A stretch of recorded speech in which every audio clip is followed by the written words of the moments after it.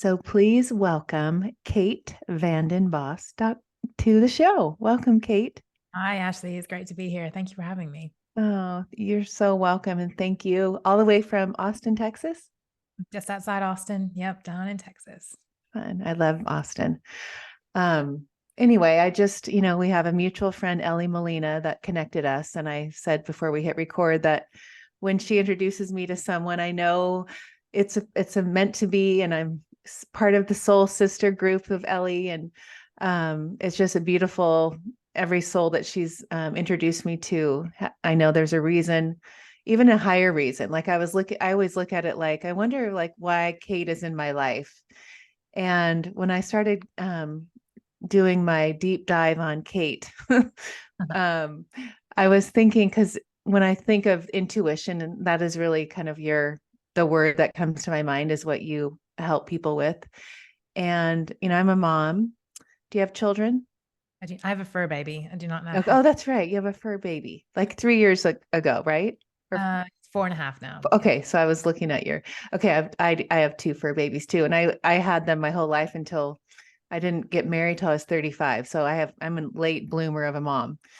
But when I was learning about you and learning about your focus of where you're at in your life and the breadcrumbs you've picked up along the way, and listening to your intuition and understanding that power of that and the universe and the signs and the synchronicities that are everywhere. I I resonated with that because I have these two daughters that are teenagers. One's getting ready to go to college next year, and we just found a college, and she just signed. She's on the rowing team, so it's early. That's why I'm saying that. So she already knows.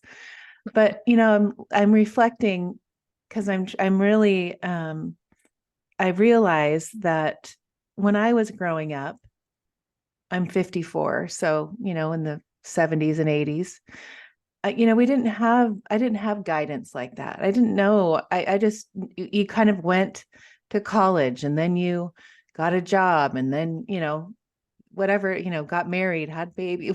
You had these things where there was never a talk of intuition, and I've really opened that door for my girls. And like, does it feel good? Like, trust your gut, or what is your heart saying? And now, like with boys, but it really opened this door for me because I realized that, I mean, yeah, I have classes where I teach teenagers, and there's one week that I teach intuition, so I resonated with that as well because I think it's so important.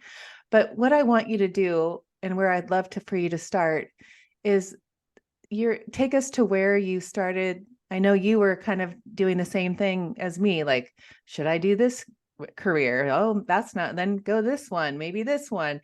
But it's like going down and picking up the breadcrumbs, but realizing now from a higher perspective, looking back and seeing why, like where intuition played and why that's now such a, that's one of the things that I feel like you really focus on.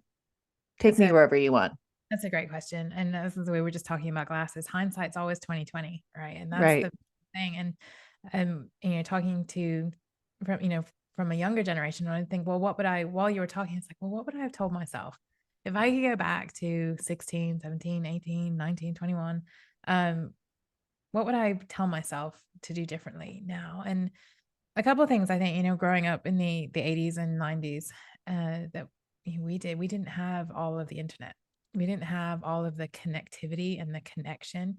So in some ways, I think we were lucky because there was more room for us to there was less noise. I think it's Yes. a way. So and there was more connection of in a humankind. So it's just different to what it is now. But I think it's a case of it's not that we didn't have the guidance, which we didn't have as much as we did because we didn't have the information and the connection.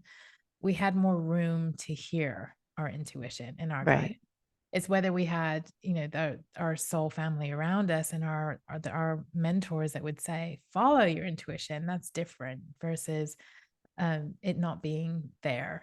It's because if you're not, you still have it, whether you're taught about it or not. You're still there, whether you're guided to use it or not. It still is a part of your life. So how did it get where I am. Well, my story is literally a career advisor's nightmare. If I was to and you know, my nephew is 19 and in that point of where is he going next for the last couple of years. And it's there, we were always really heavily leaned on to choose one path, one career, one, you know, with everything in our school system was designed to, I grew up in the UK, so it was very much around where were you taking your GCSEs and what are your A levels in what topics? Are you going to lean to art or are you going to lean into science? And then, I mean, you're just like getting penned in, and the further Right. you go, the less and less opportunities there are, the less and less creativity there is because you're so, you know, we're trained to focus and to commit. And those are all the big buzzwords, right? Is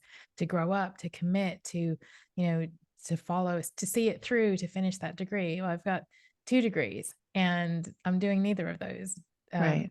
you know, careers. And so there, for me, luckily, and I will say luckily because I love them dearly, I had have very supportive parents who didn't stamp on my fire, right? And didn't say no to the ideas. There was concerns, I'm sure, when, you know, my first career, my first degree was actually in fine art, believe it or not. And Hmm. um, but at the same time, there was an opportunity to study personal training and sports therapy. And it was actually my mom that saw it and put it in front of me. And my brain is like, no, I'm not going to. Why would I do that? I don't have any of the background. Don't have anything that you're looking for. And her intuition is so strong that it was, I think you should go and just explore this. I think there's something here. And I was like, okay, fine. And as it turned out, like that was the next where the way I look at it is, you know, pinball machines where you hit the ball and it goes bing and Yes. that's how I see life because that decision point, all of these decision points that we get to, that bounced me in a whole different direction that I couldn't have even dreamed of going because from there, not only did I get the job, but they offered me a full scholarship to a sports therapy program because they were just launching it and they wanted to try it on some people. So I had a full ride to sports therapy, which led me to meeting an osteopath who was one of my tutors, which then led to a 6-year degree in osteopathy and naturopathic medicine. And then from there, it went on to NLP and human psychology and understanding how the mind works. And then I literally fell into a situation where that all came together with a spiritual cap. And I learned to kind of add that feather to my bow as well, I guess. So there, all of those decision points took courage. And I think that's one of the things where you don't just get an intuitive hit because we all get them. What has to happen next is that following through on it, to trust yourself, to develop that kind of courage and resilience and bravery that it takes to go against the grain, to go against, because at no point have any of these ping pong decisions in my life been the favorite choice or, you know, the most popular one, because they were usually the path of least resistance. But every plane I got on, every, you know, career that I walked away from, there was this sinking feeling in my head, but my heart was always full, right? Because it knew it was the right decision to do. And I think part of, if I was going to give my younger self any advice, it would be it's going to be okay. It'll always be okay if you follow your heart. Because Right. we've all been there where we all get tangled up in something, that a relationship or a career or something, it all looks great on paper. But we know intuitively that it's just not the right thing. But there's something that it's almost like going against your better it definitely is going against your better judgment and doing it anyway because you're doubting yourself, you're doubting that second sight that actually this isn't where I'm supposed to be going. Right. Yeah, that's what I kind of rambling answer to that question. No, I love it. And you know, when I speak, when I listen to you talk about intuition and being still and like meditation, is that part of the stillness? And, you know, you talk about animals, and I was listening to you this morning on my walk, and I was walking my dogs, and, you know, I'm always looking at the birds and the trees, and I'm listening to you talk about trees. And, you know, it's like, I always am looking for signs, and I'm always looking, it's like an affirmation of, okay, there, you know. But going back to intuition and how, you know, like I feel like your soul, like from another lifetime, was someone that led, like you were always a leader, and you see the person and you see the light in them, like, because I see that, that's what I do, like I see the light in someone, I'm like, oh, I just see it, like, I mean, I do it with my girls, but and they can handle it, but when I just see people and I'm like, I just see it in you, like I want you to see it. Yeah. But tell me, like, what drew you to want to really like tell someone, like what, like, because I know what it feels like to have that desire to have everyone know that there's magic in life, and that you can, look around and be, the universe is speaking to you all the time. Your body's speaking to you. Like, what is it in you that you feel like draws you to that? Yeah, that's a great question. I always describe myself as a recovering thinkaholic. And there's a part of my life, most of my life was, and my identity was wrapped up in academics, in thinking, in and always knowing the answer and being the one that people would come to. There was something that always, every career that I've been drawn towards is in service to, whether again it was in healing or it was in, physical work or coach from a coaching perspective, there was always something that's drawing me to serve. So I always knew that there was something bigger than myself in what I'm doing.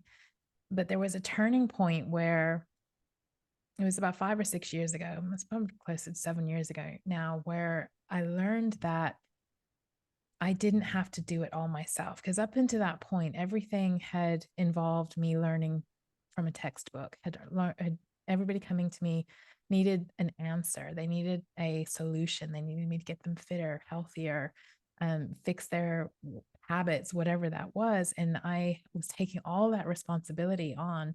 And of course, there's only so much that I can know at any time. And, and I've forgotten more than, I can definitely remember now.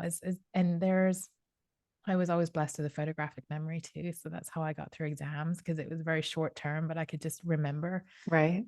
That doesn't serve a client, honestly. Mm-mm. Think back now, but that's how most of our careers are actually set up. All of our experts, you're putting your hands in, or your heart in their hands, where they only have so much knowledge. And that tipping point was literally sitting on a rock in Boulder, Colorado, about 7 years ago. And I was on a nature connected coaching course. And how I'd even gotten there was a whole breadcrumb of synchronicities, because I wasn't looking for it. I wasn't searching for the next. It presented itself to me, and I could have said yes or no. But again, it was one of those pinball moments where there was, "Are you a nature connected coach?" came up on Facebook feed. And I was like, I think I am. And I didn't identify as that. Anyway, I started pulling at that thread and ended up doing a year of, on-site work up in Boulder, learning how to be a nature connected coach. And what that actually means is listening and learning and watching and recognizing the signs that the natural world, aka the universe, your spiritual, whatever is greater than you, whatever noun you like to put on that, is talking.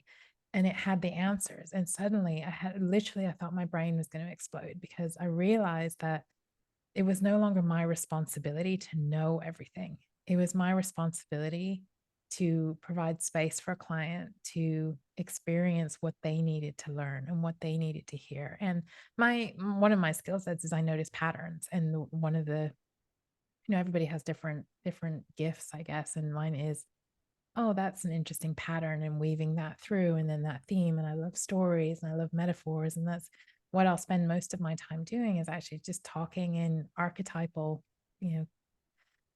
stories and themes and myths. And so I fell into it, and I'm so grateful I did. Literally sat on a rock in Boulder, realizing that there's this whole new world out there. And that moment, I let all the responsibility of needing to fix anybody go. And I've never looked back. It was one of the greatest moments of my life. When you say your patterns, explain, give me an example of that So, when you say that. like noticing patterns in there. Yeah. All right, let me give you a good example. So you were talking about, for me, there's me personally, and then there's noticing it in other people. Right. So one of the divination tools that I love to use is oracle cards. And one of the biggest reasons is because it allows me to see themes and patterns and repetition. And um one of the other thing that I'll really pay attention to is numbers. And I'm sure you get a lot of, 111. So we just had the Oh, all the time. I remember That's my life. that long ago where I could see them, but I was so frustrated because I didn't know what it meant. 333, 222, 1111. And I would get all worked out because I was recognizing that there was a message, but I just couldn't figure out what the message was. And that again is that next level of, you actually do know if you relax into it and get out of your own way and just ask, like, well, what could this mean? What was I just thinking about? What question have I been pondering today?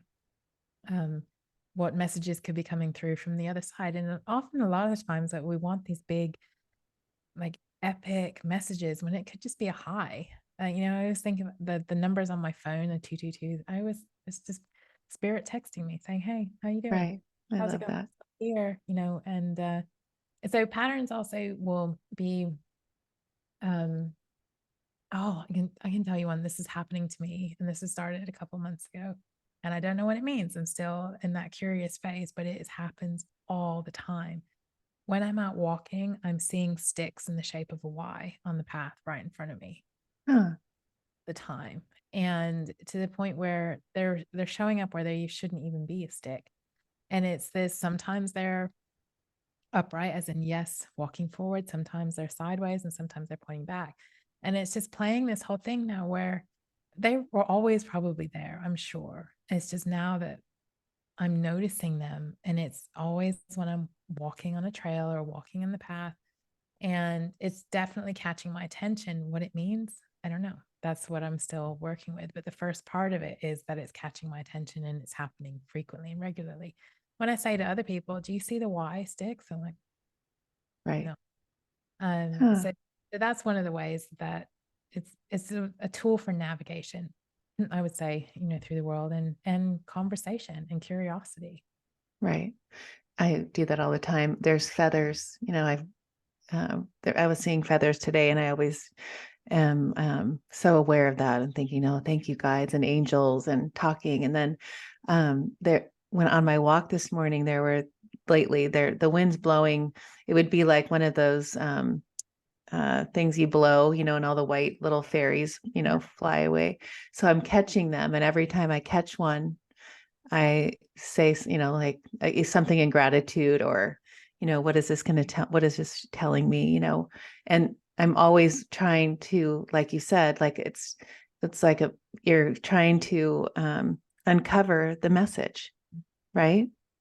But if someone was coming to you and you were having sessions with them like you do, are they, like with Ellie, like I was trying to explain, I was talking to the girls this morning because they've known Ellie. Ellie's been on the show a couple times.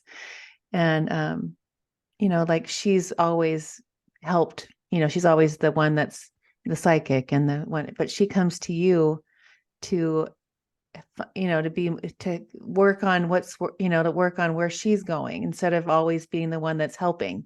Right. So explain what people, because I mean, I don't, I feel like, I work with a lot of parents that didn't raise their kids with the mindset that I raised mine with, right?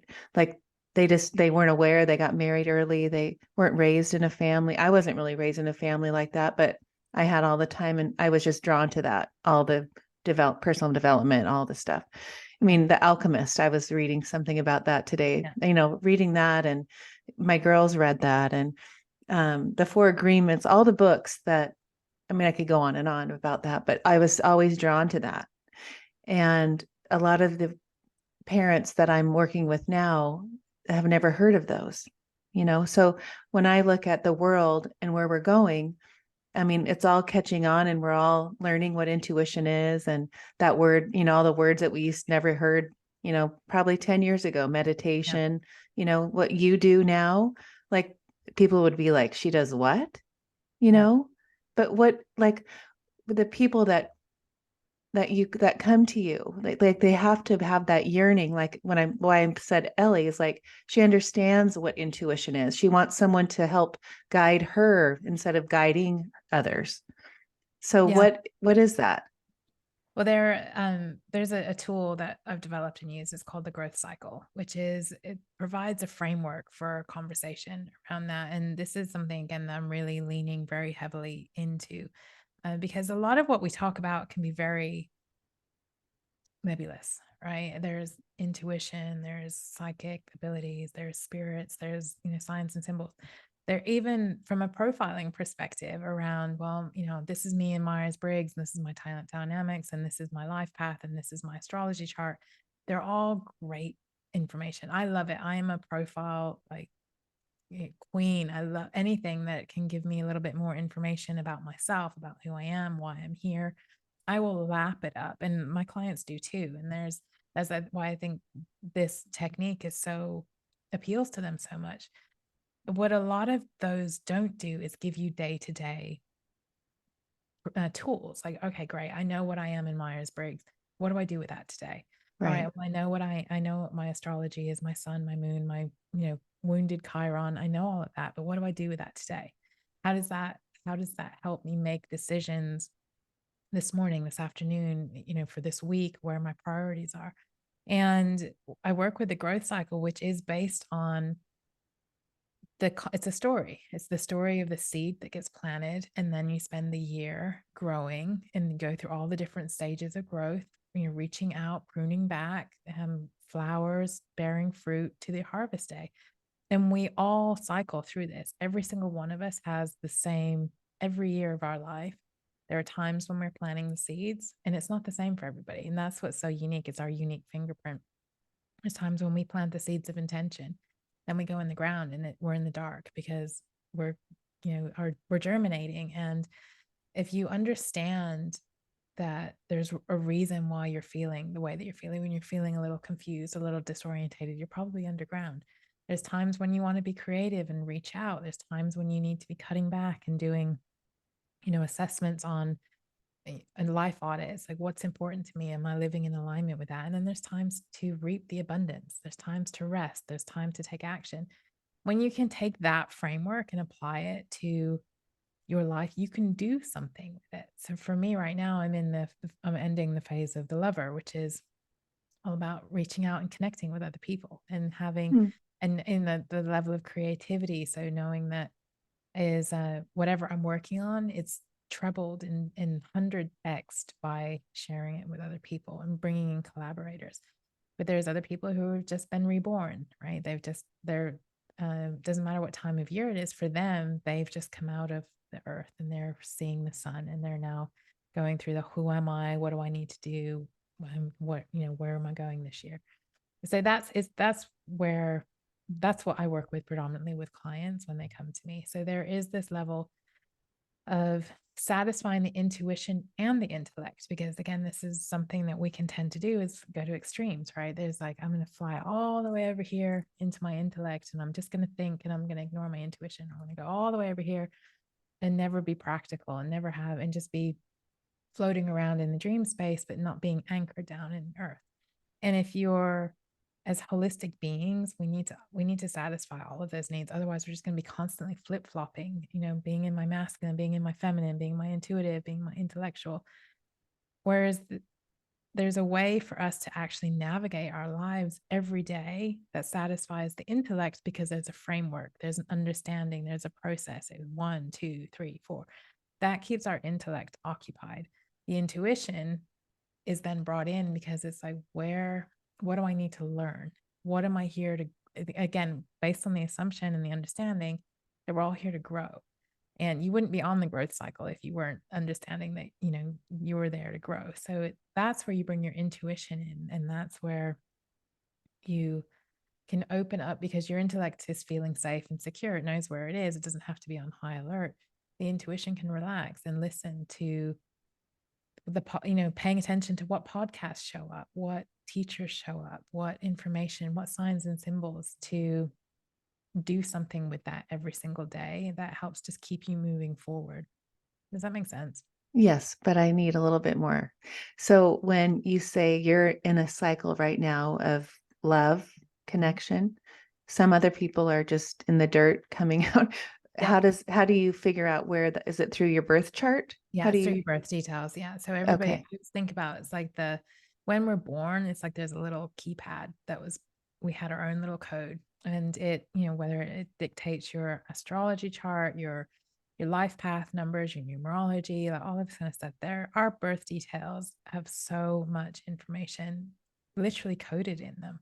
And that is what the growth cycle is based on, is that, the houses of your birth chart, so that you actually can navigate through at your own on your own. Everybody goes through the same cycle. We just go through all at different times.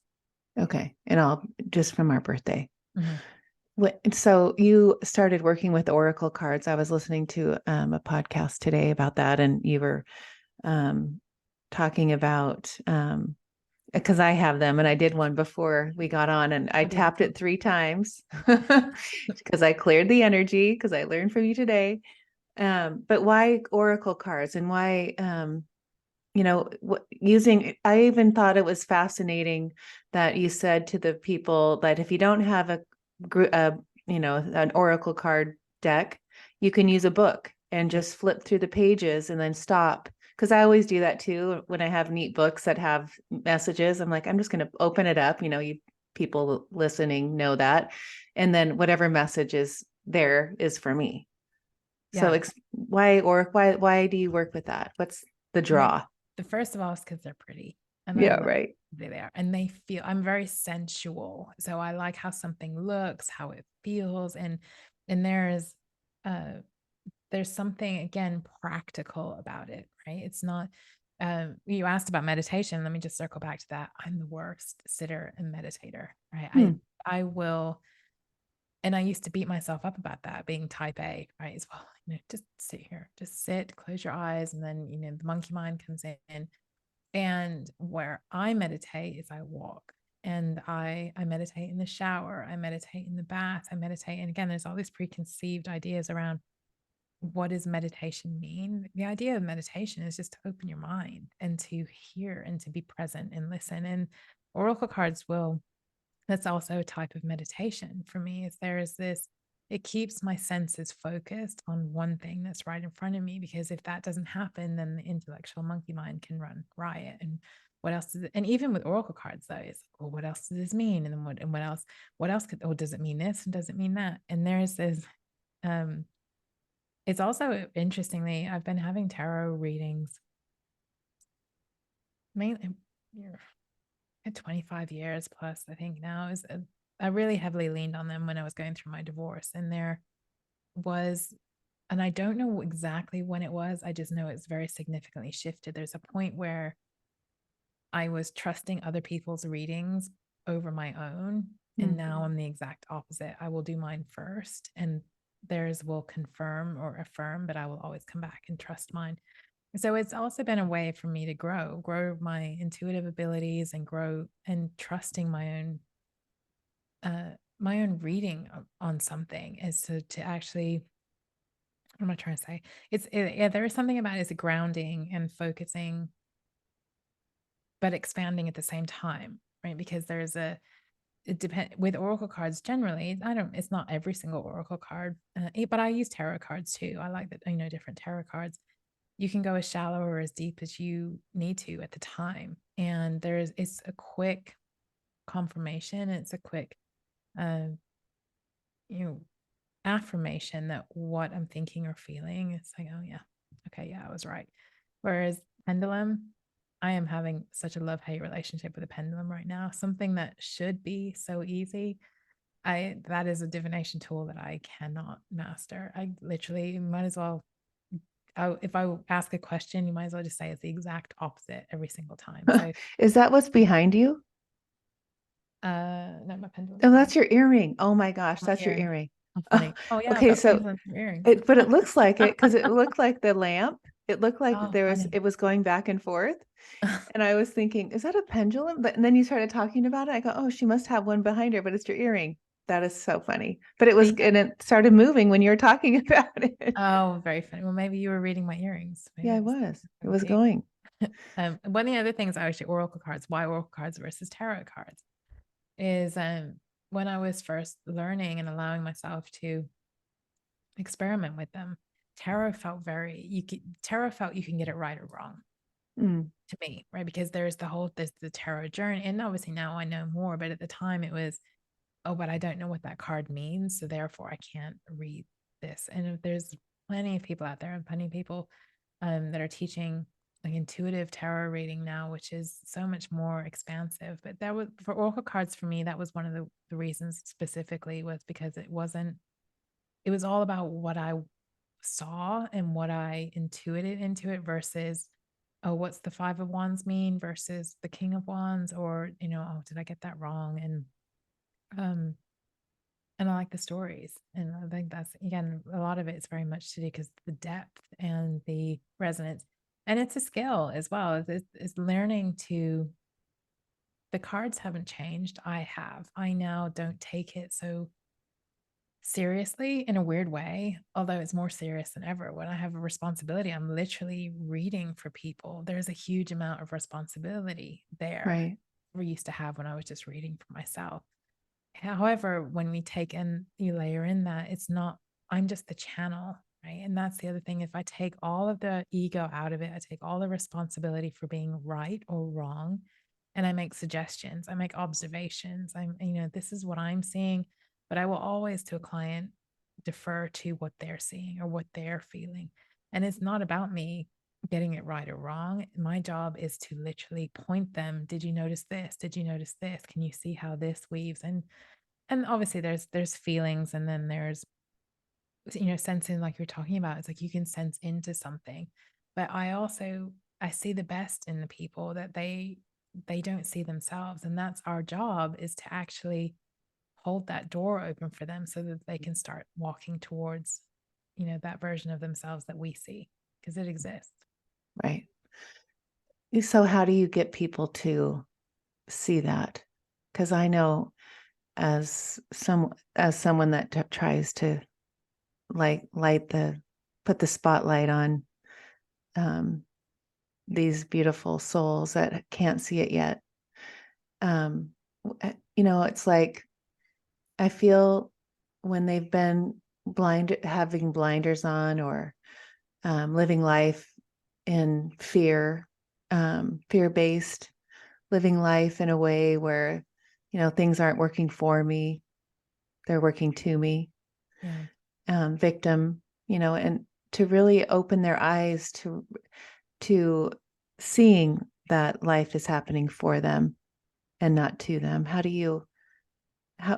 What are your techniques, or what are your gifts that you open these eyes up? Because I think more people now in this world are like on a mission. I think that, I feel like I'm chose to come right now to open people's eyes to that this life is, you're full of, it's all love and magic, and all the synchronicities and the nature and the Yeah. the sticks on the ground, and what, all Right. the things that are just, always there. But how do you do that? I want to hear yours, because I I think think it's so important.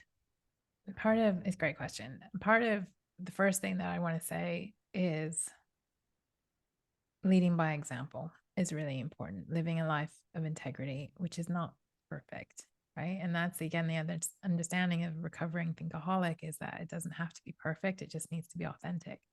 Right. And there's so that's the responsibility I give myself, is to actually be the best version of myself at any point that I can be. And because everybody is watching, people are always watching, and they're always responding to you, right? So that's kind of the first thing I would say, is by leading by example, is actually not being afraid to share the magic that's going on. One of the hardest things right now, I think, and I believe, is the guilt that comes around being happy in a world that wants us to be sad, Mm-hmm.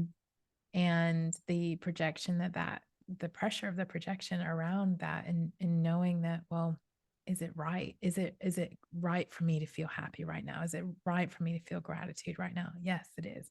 In fact, that's what the world needs, is the love, the gratitude, the joy, in spite of not, waiting for a reason to be happy, or waiting for everybody to give you permission to be happy. So that takes courage. I think it truly is, to say, actually, no, I am feeling happy right now. I am feeling joyous. I am feeling gratitude. And the other thing I would say to that is, where would I start with somebody? Is I always start with the courage, right? It's working with strengthening the courage and the trust muscles. And, it's even taking the intuition out of it. When you go right back to, a lot of what holds us tangled up is our inability to trust that we know what's right, what's the next right move, right? And so we'll either do nothing, or we'll let somebody else make the decision for us. For me, having worked, and I can just think, five off the top of my head right now is with big life changing decisions for clients. It all started with those first baby steps of, I don't know, what do you have for dinner tonight? Like, lean into it and trust, what does your body need? What do you, not what you think you should have, but just leaning into, how does it feel when you walk around the supermarket and you actually just intuit, what would be good for me to have for dinner tonight? Like the baby steps. Or another great one, which freaks a lot of people out, and is, I call it like brown sign hunting. And I think they're brown signs here, but when you're driving and then there's like a little brown sign that's a tourist attraction, or it's a Right. nature spot or something, is, for me, that's what, if I'm on a road trip and I see one and it catches my attention, I will just drive and follow it. And it's like 20 miles out of the way or whatever. But it's that level of curiosity. It's like, okay, what if, and getting clients to just live life a little bit more like that, right? Not to the Hmm. extreme of, driving 20 miles out of the way per se, but is, what if, when you come to a junction when you're driving, just feel right or left, right? I know you intellectually know which way, but feel, oh, let's go right, or let's go left, or, um, leaning into what to like, just what to wear today. And it's those little things, but it's, we don't do it. And is that, or who's thinking about me right now, and just playing a game with that, and then text them, like, oh, I'm just thinking about you. All of those little things are evidence that you can start to trust yourself, and you can, do you know what I'm saying? It's like, it's that confidence boost that you're strengthening that Yes. muscle. And then you go a little bit, I mean, I haven't quite got to the point where I know some people will show up at the airport and just buy a plane ticket like that.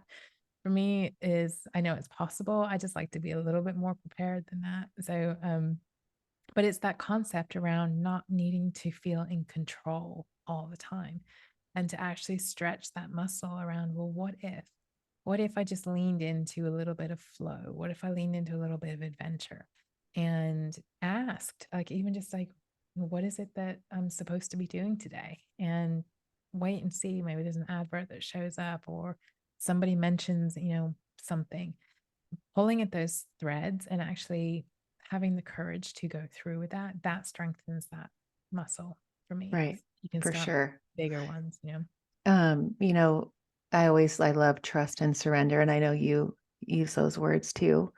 And I know that when in my life, when I look back, like in my 20s and 30s, when I really learned how powerful those two words were, that is when the magic happened. And I think having those experiences at the beginning of, like in the beginning of my life, it just built, like you're saying, like it just built on to the confidence that, I just know that I'm going to trust it's going to work. And people would say, "Are you kidding me? You're really doing that?" And I would say, "Yeah." I wouldn't even, I had so much confidence because I had already just known and just trusted and surrendered. And I saw the magic, and it maybe not have been the magic that I knew was going to, like my expectations, like as long as you don't have those expectations, and you're just like letting it go and flow and saying, I know it's for my highest good. And it's going to be so fun to see. Like I'm planning this retreat and I'm doing it with this woman. And we were talking today, and she was explaining something, and she kind of needed to talk to me. And I said, it's perfect. Like, I look at it like this is like just fun and adventure to see how these people respond and who's it's going to attract and the new minds that it's going to open. She's like, oh, you're right. Like, I needed that because everything is perfect. But when you know that when you're inspired, like I just had this inspiration to start, just for the closest example is this retreat. And I put it out there on a podcast. I had people reaching out. This woman said, I have a place for you. I said, okay, I'll keep Right. going. Right. And I'm just going down that yellow brick road. I always say, picking up the breadcrumbs. I don't know where that's going to lead me, Yeah. but I'm going to keep going. But those magic moments in that surrender is entrusting and knowing that when you can get to that habit of going through that, and that's why I'm so passionate about teaching kids that, um, because gosh, if you could learn that early in life and trust and have that confidence, Yeah. oh, the sky's the limit, Yeah. you know? It's that, and it's understanding as well that not everything's it's not right or wrong. It's not perfect, Right. imperfect. It just is. Exactly. It's and again, it isn't always comfortable. Growth Right. is, that's the reality of life. And there are disappointments, there are, sad times, there are heartbreaks, and there's also joy and, love and excitement and adventure. And we live in a world of polarities. And if you want one, you need to have the other. And they're out of your control. And that's is where the surrender comes into it. Because again, you think there's this misconception that surrender is just sitting down meditating and the law of attraction will drop a bag of money on your head. And that's not what life wants from us. Life wants us to participate, to actually make decisions, to be a part of the co-creative process, and not do everything. That's the other thing is why we go from one extreme to the other, right?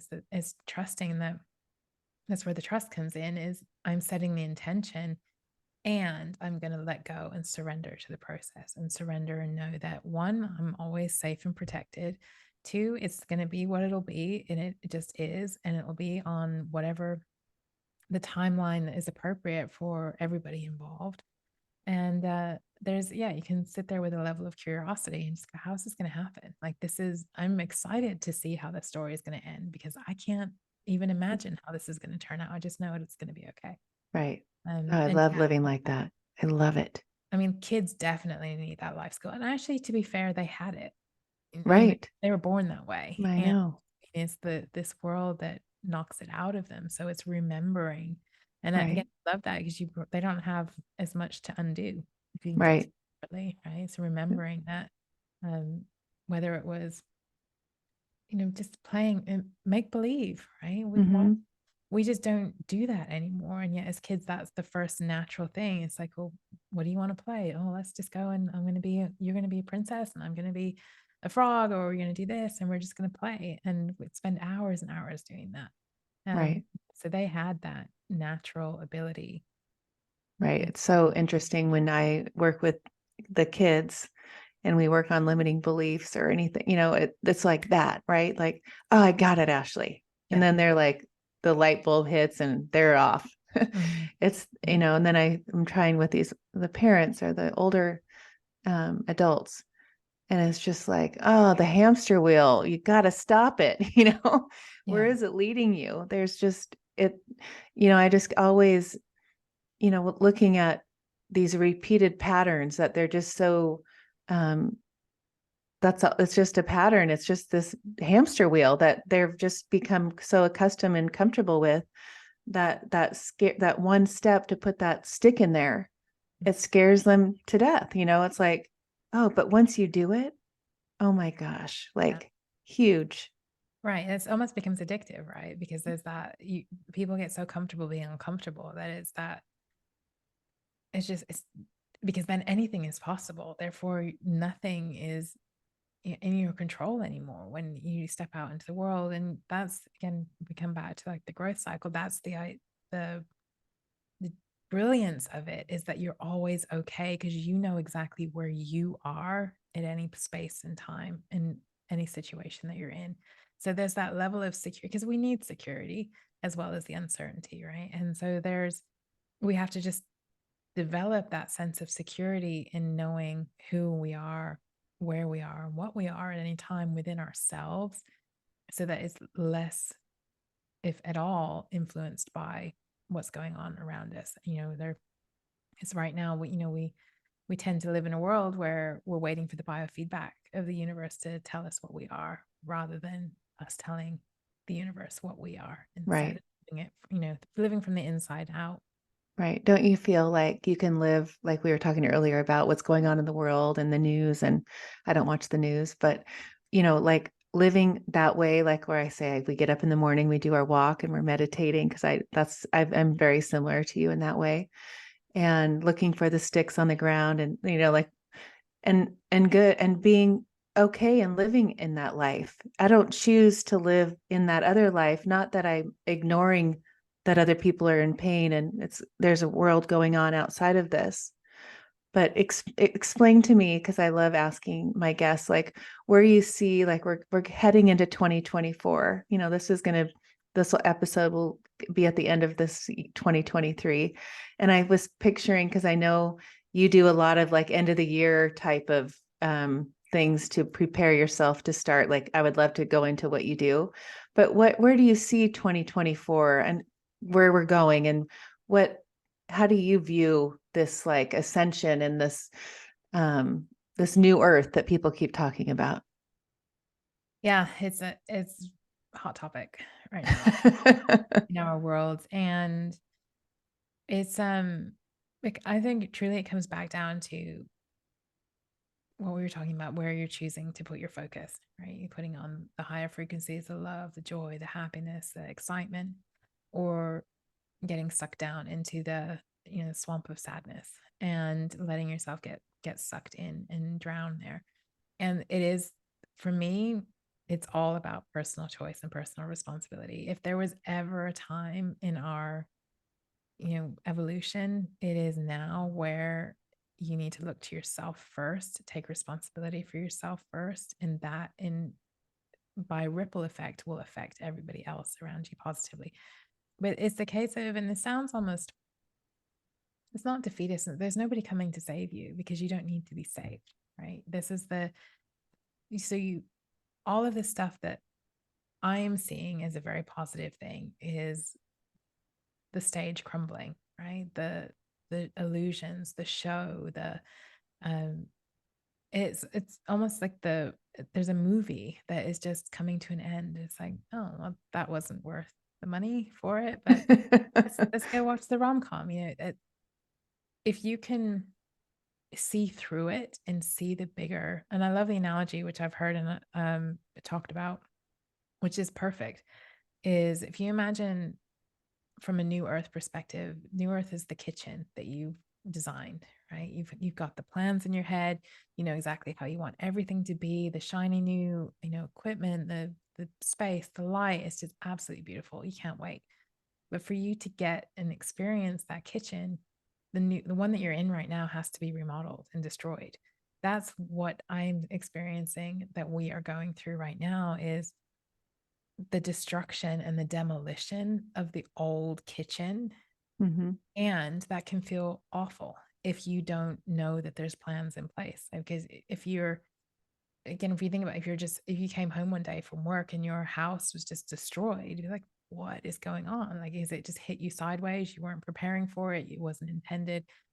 Whereas, so it's going to happen anyway. Like the collapse of what was old that needs to go is going to happen.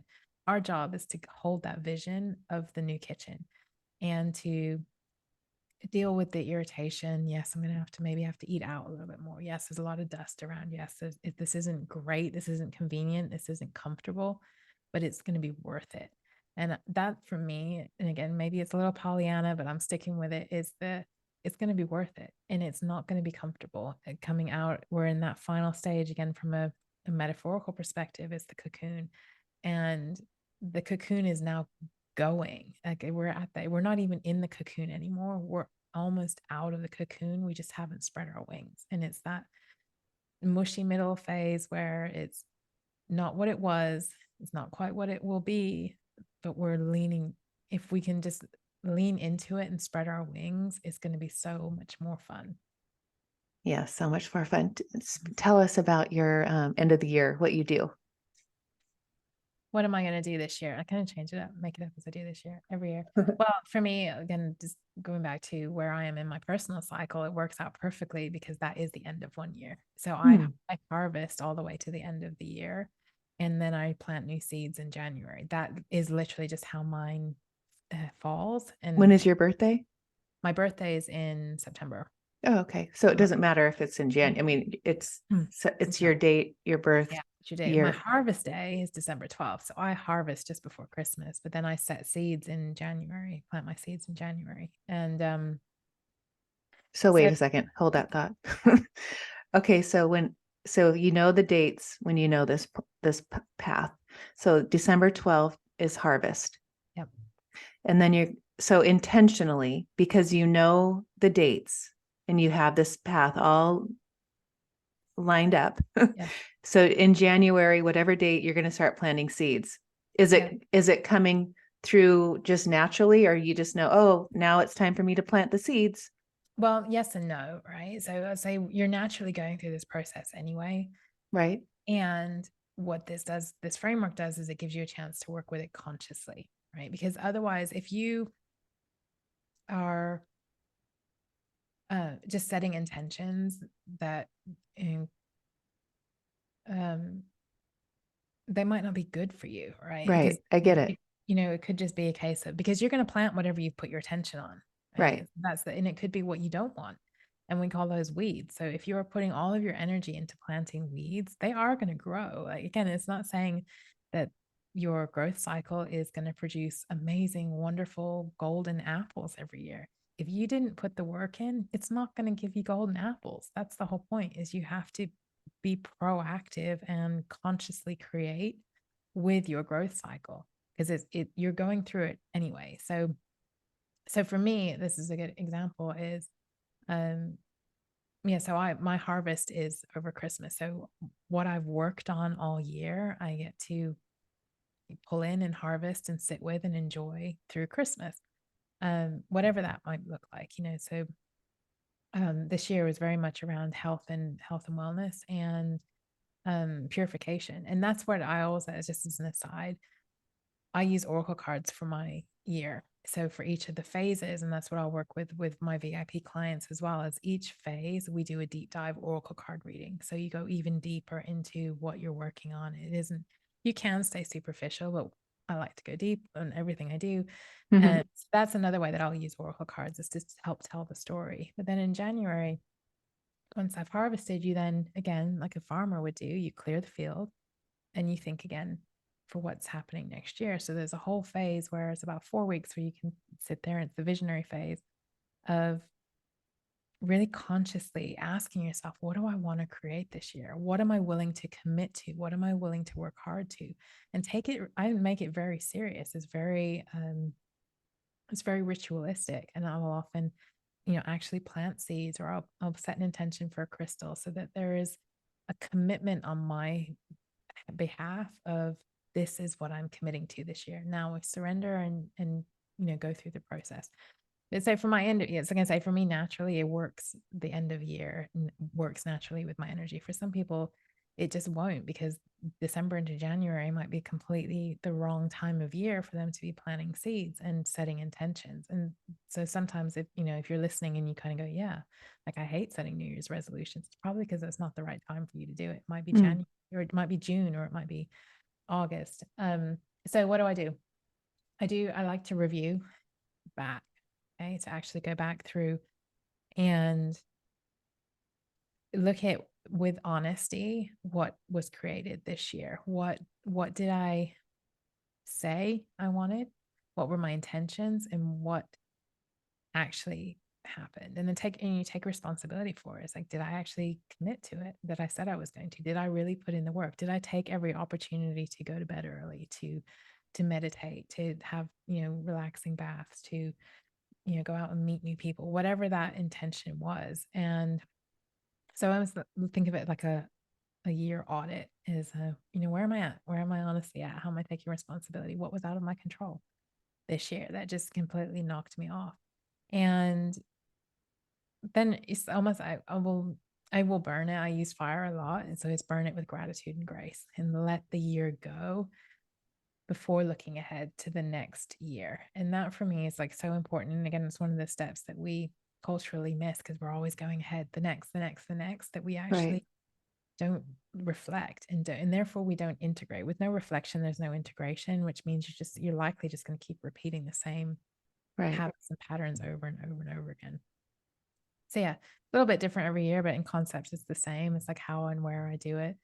A lot of burning, a lot of writing things down. And literally I imagine it's like it is clearing the field before I plant the new seeds. Hmm. Oh, that's so I love that. I love that whole concept because I feel like everyone thinks, that this, for an example, January set, what are you going to manifest? What is your goals for the year? Like, and then you're right. Some people don't have that, but they don't know that. They don't feel that's it's calling them in January, They you think they're know? broken a lot of the time, or Right. they'll force it, or they'll do, and that's where, like the other metaphor they'll use is, are you swimming upstream against your natural current when your current wants to flow this way, and you should just be hanging on your back and floating and looking at the sky? You're trying to swim up against it, and that's exhausting. And when Right. you're, whether it's just this constant need to fall in line with other people's agendas and calendars and schedules, that doesn't work for us. It really doesn't. And when you can understand that they're, again, it's backing yourself first, right? It's actually bringing all your energy and your attention back to yourself, and this is what I need right now, and I'm going to honor that. Then when you operate in the world, you're way more productive, you're way more efficient. And the one, literally I had a client sent me a testimonial this week. She said, you know what, this year, she said, I feel like genuinely I've worked less and achieved more than I ever have in my life. Oh, It's a beautiful feeling, right? right. Because it isn't about output. It isn't about like how much more you move, how much more noise you make, how much energy you expend. Actually, it's the opposite. Because if you're in true flow with yourself, you're expending even less energy and you're maximizing the movement forward, maximizing your growth forward Right. when you honor yourself and Right. don't compromise yourself.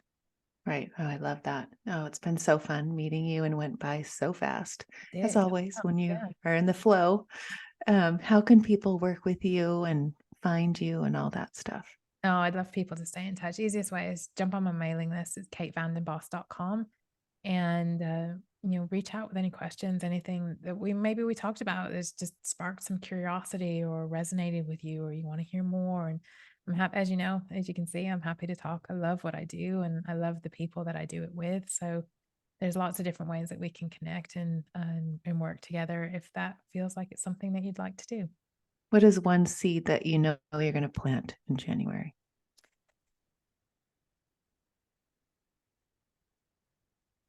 It's a relationship time. Ah, okay. Yeah. So I love it. both Okay, good. give me that example. So I have many friends that are Mhm. having that, wanting to plant that seed. And, as older, it's like, I can't imagine having to go down that road at, not as a 20 something year old. How do you do that? How do you plant that seed? Hmm. Well, I I coach to focus on, and for me, I do what I coach. So I focus on the feeling, right? It's actually, how do I want to feel in this? Um, I put it like a scene. If you imagine, I'll write it out like it's a story. So it would be like, it's blah blah blah, and I'm waking up, opening my eyes to see the man of my dreams lying next to me with a smile on his face, saying, "Good morning, beautiful." And I feel happy and content and safe and protected. And I'll talk about all the ways that I feel, how I feel. I can feel the weight of the fur babies on my legs, so I know they're there. And um, what I'm looking forward to getting up, having the coffee. So I make a scene out of it that's visceral. But it means that for that to have happened, all of these other things need to have happened. And because it's just assumed, right? For it to be in a new home with a new relationship with more than one dog on the bed, multiple things need to happen, but that doesn't need this is the difference between the goals that we used to write down. It's like, well, it's blah, blah, blah, and I'm earning 5,000 a day and blah, blah, blah, which are very old and Hmm. hard. And there's no room for fluidity and expansion. There's no emotion in there. And it's easy to fail, right? Because you can say, well, I'm a failure because I'm only earning 4,900 a day and clearly didn't Right. hit my goals, right? So so I'll write it out as a scene. And then I also make sure I tap into why, right? How will getting this make my life and that of those around me even better? Like, what is the benefit here?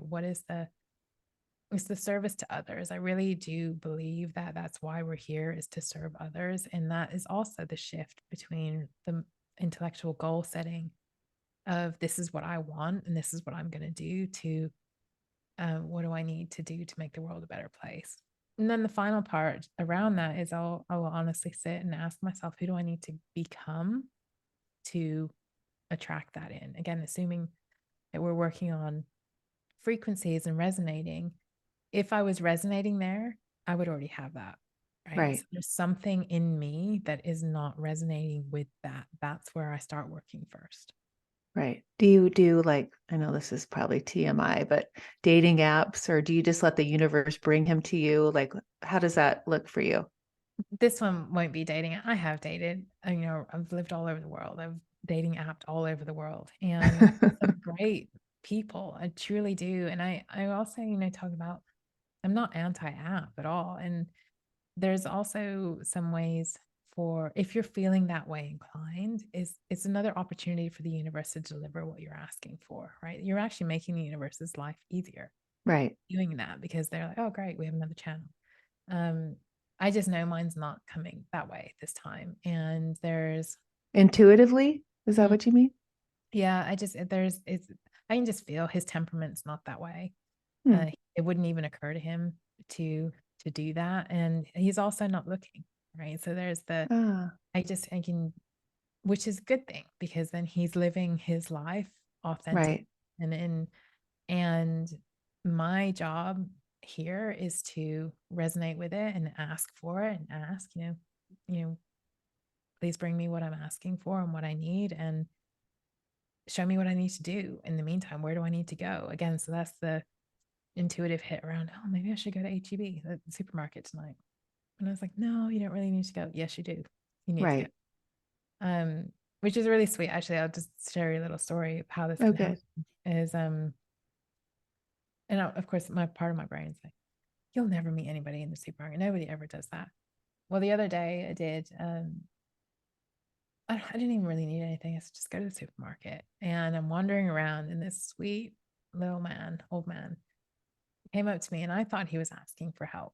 And because that was the way he's, so I stopped and was like, yeah, I was about to say, yeah, the bread's in aisle 3 or whatever. And Right. yeah, he said to me, excuse me, I'm so sorry. He said, has anybody told you about the prize that you've won today? And it's like, no. I said, what's that? He said, the most beautiful woman in HEB. And Oh, I said, thank you. And then he winked. sweet. And I said, that happens, right? And out of nowhere. And I was like, thank you. That I needed Yes. that. I needed to. And so again, it's collecting. One thing, just as a kind of final point on this, is because I see this happen a lot and I hear it happen a lot, is you with this. For example, I went to the hairdressers the other day, and I had asked before I went, please start showing me, beautiful men, beautiful tall men, because that's what I'm looking for.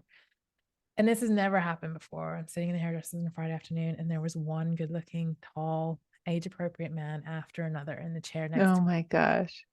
me. What? Beautiful, like just deep, rich voices, beautiful energies, very calm, like the temperament that I'm looking for. And mentioned it to somebody. It's like, yeah, but they were all married. I don't care. It's not about that. It's about the universe showing me it's possible that they Right. exist. It's not that one specifically or that one. It's the energy around, Right. I'm now resonating to attract that kind of man into my environment. Thank you. Thank you. Thank you. I'm Right. getting closer. I'm getting closer. Versus Oh, well, yeah, but they were all married. Right. What's the point? They're all married. They're not all married. Mine is not, and he's Right. waiting for me. So But when you say like because your energy isn't there yet, he's there at that level, the guy we're waiting for, and you need to get to that level. I think so. That's the way that I kind of visualize it. It Yeah, I might do not even too. be like up or down. It can just be like there's because whatever's going on in his life, maybe he's just clearing up a little bit of stuff that he's, Right. having to because I've been working on like healing my broken heart, right? So I know now that because I can say it's healed. And up until that point, I would have just been bringing a broken heart into a new relationship, and that's not fair in anybody. Right. So maybe he's doing that, and it's like this cleanup. And it for me, I don't visualize either like they're up here and I'm down here. It's just we're not there. Right. Like In we're just alignment. coming into in alignment. And you really, this is my belief, you really need to back yourself and really believe that what you want wants you to, right? And then what Right. you desire is already. And that's we've been really, really visualizing that. It was I think it was a Tesla quote, Nikola Tesla quote that I saw recently, which was, and this hit me so hard. I was like, oh my God, that whatever you desire, which is of the Father, desire, it Hmm. already exists.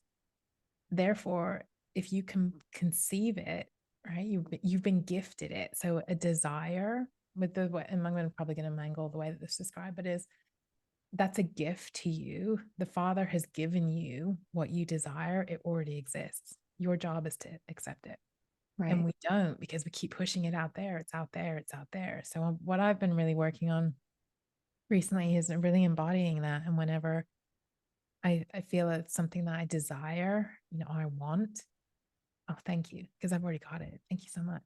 Thank you. I'm Yeah. going into that new, beautiful relationship. It already exists. It's already here. And really stepping into, and this is very Ellie Molina, quantum. Yes. That's actually just I'll give Ellie a quick plug here too. Is with her quantum leaping program, that's where the entire growth cycle program came from.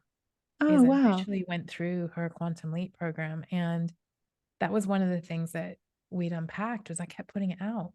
It was always in the future, and if it's in the future, it's always going to stay in the future. So Right. again, working with the quantum physics around now, it's now, and I mean, I knocked it out in 9 months, but I created an entire new online universe in 9 months that I'd struggled with for 5 years to conceive into a way of presenting it to people. Oh, Uh, and so it is just a shift of energy and focus around, and Ellie is just so good at that, and in the way that she teaches that. So, um, yeah, kind of in a nutshell, that's my view of the world. And moving into next, I lots love of it. love. And lots of love.